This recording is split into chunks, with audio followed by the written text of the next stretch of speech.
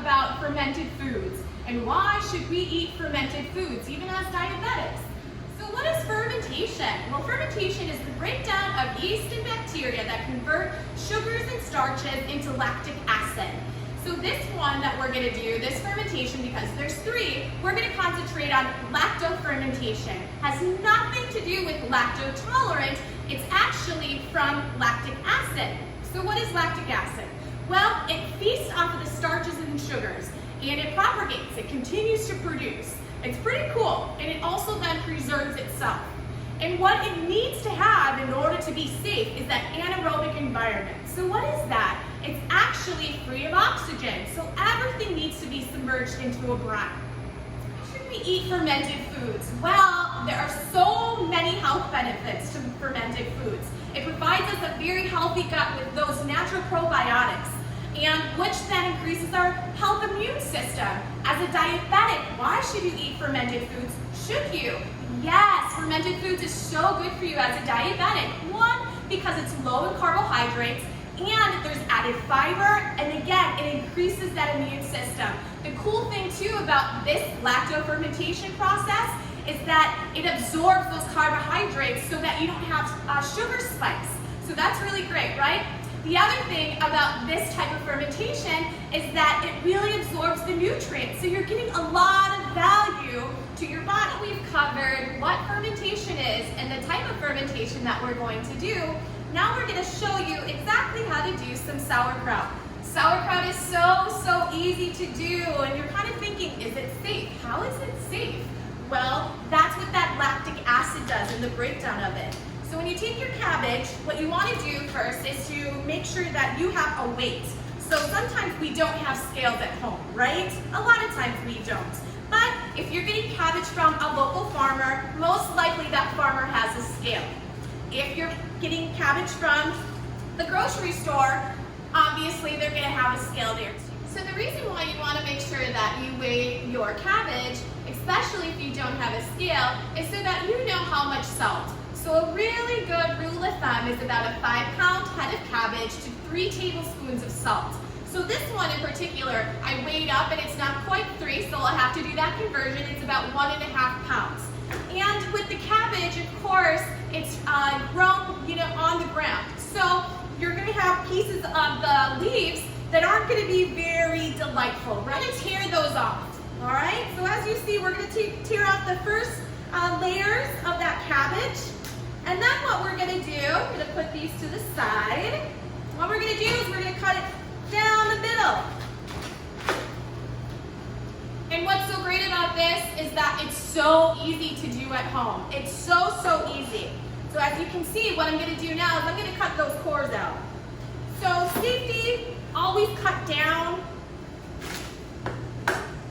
There you go. Let's do the second one.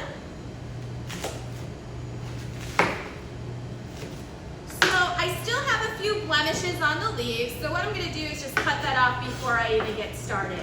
So now what you want to do is cut your strips really thin as you can, or if you like it a little chunky, by all means. That's what the great thing about making your own sauerkraut is you get to do it how you like it. Of course, be careful to not have any mishaps with the knife.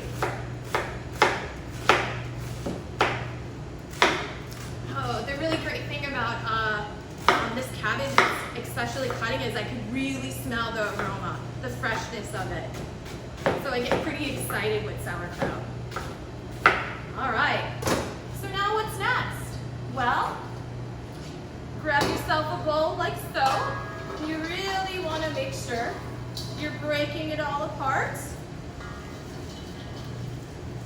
Another fun thing is that you get to use your hands, and anytime we get to use our hands and get connected, it's just that much more, yummier. So again, I can't stress enough about the greatness of fermented foods and sauerkraut. So we have sauerkraut all around us, but the great thing is now we get to make it. All right, so I've broken most of that cabbage, as you see, and I love to use Himalayan salt. Why? Because it has so much more minerals it provides. So here's my table, spoon and a half. And again, I get to massage that cabbage in with that salt. The salt helps break out those waters. It also helps the preservation. So when we're talking about fermented foods, it's actually one of the oldest food preservation methods. So there's so much information on it and different types of foods to do. Like pickles, crop pickles. Yum. What you want to do is really massage the salt with the cabbage. And you want to do this for a few minutes so that it evens out. It's always fun to play with food. And you can have all ages do this. That's what's so great about this one in particular. All right, so I'm gonna let this hang out. So what we're gonna do is, when I say hang out, is I'm gonna let it probably about 15, 20 minutes, and that way, what that salt is gonna do is help bring out those waters. And that's the brine that we're gonna do to help cover the cabbage. So I have one here that's been hanging out, so you can kind of see the difference. I like, in particular, to let it hang out for a while. So this one's probably been going for a good hour. And that way I know I have some really good brine and I don't have to worry about so much of the cabbage coming up over the brine. So then what you want to do is you want to squeeze. Squeeze, you can see, squeeze as much of that sugar out of there and add it to your jar. Well, I'm going to bring my jar a little closer. And then pound it down. So again, when we talk about the size jars, I don't necessarily like to use a quart jar because it doesn't give me enough space. But if you do use a quart jar, it's really nice to use a wide mouth if you have it, but you don't have to. Squeezing that all out. Ooh, it smells like cabbage. Funny, huh? All right.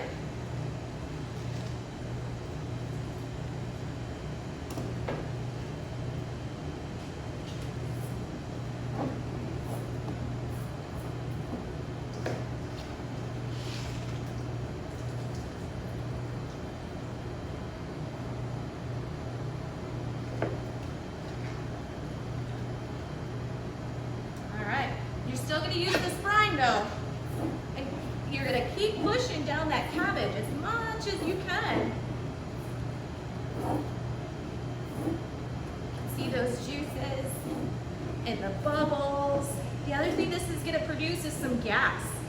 So as it sits out, because we're not going to refrigerate it, it actually sits out and ferments in temperature, room temperature. All right, this looks great. So now I'm going to add the rest of that brine. And I'm going to push down even more. So one of the things again is that you got to make sure that the cabbage is under the brine. So there's so many different mechanisms that you can purchase, but simply I'm sure that you have a Ziploc at home.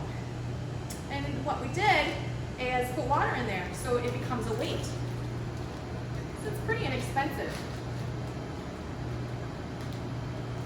So I fill the Ziploc about a third way so that I can push down the weight. If I need to add more water to the Ziploc to add more weight to it, then it gives me that ability. But as you can see, everything is pretty submerged down. So this is ready to rock and roll. So I'm going to close this up because one of the things is that I want to make sure that this water doesn't evaporate. It's my weight. Oh, the other thing I failed to mention is how if you like caraway seeds, when to add them. So for this one, you actually can add it now. And again, there's no easy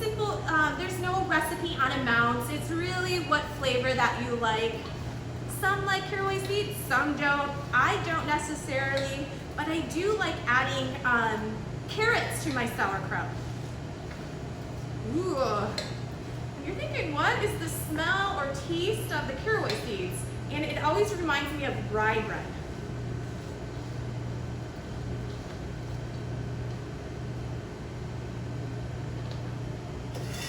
The cool thing about what you can do with the leftover cabbage leaves is similar to what you use this water in the bag, is to kind of do a roll up and then put it into your jar, and that also creates a weighted mechanism to keep your cabbage submerged into the brine. Or remember to always compost. Okay? So one of the things I wanted to talk about is that if you're dealing with high blood pressure, should you have and eat fermented foods, sauerkraut in particular? And if you're really, really conscious about your salt intake, one of the cool things is being able to use cabbage in a lemon juice so that you're getting the same benefits, but you have lower salt. So that's what I was able to do with this red cabbage. You don't just have to use green cabbage, you can also use red cabbage, but we're so familiar of just seeing sauerkraut in that one color, right? So again, I can't stress enough how exciting it is and fun it is to make the sauerkraut, because you can also create different colors. So this has been sitting for about an hour in lemon. You can see that it's still pretty crisp. Although it's been sitting for about an hour, I'm gonna leave it though, because again, as I said before, is that I really like to have some of the brine. And I'm gonna tear away some of the bigger pieces to help break down more. But I'm excited about this one because I have not had sauerkraut that does not have any salt in it. So I'm excited to taste that lemon flavor. And the reasoning for the lemon is to help to make sure the acidities go down. So this is a pretty high acidic food, again, hence the lactic acid. So again, with the lemon juice too, it's not salt, right? So salt naturally helps take out the water. The lemon juice, not so much. So again, it's gonna take a longer time, and even massaging it a little bit longer will help. And then it's like natural dyes. I hope it comes off. If it doesn't, I have a story. That's great, right?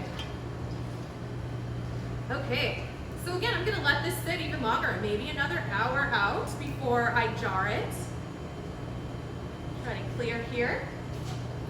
So how long do I let it sit, and what am I looking for? Well, you're gonna leave it out, right? And you want it to let it burp, so you're gonna see bubbles, and it's gonna bubble, and you might need to add some more water. And again, make sure that it's weighted down. And so I really kind of like to do about 2 weeks. I'm gonna test this at 10 days. You can even go as long as like 4 weeks. And of course, the longer that you go, the more health benefits that it provides. So again, the cool thing about this is that you can make it how you like to taste it, how you like to eat it. So we'll see that 10 days and see if we get that tang that we're looking for. If not, we'll let it go a few more days and keep testing it. Well, I hope you enjoyed this video, and please stay tuned as we have a lot of cool videos coming up throughout the year. All right, noogie wash.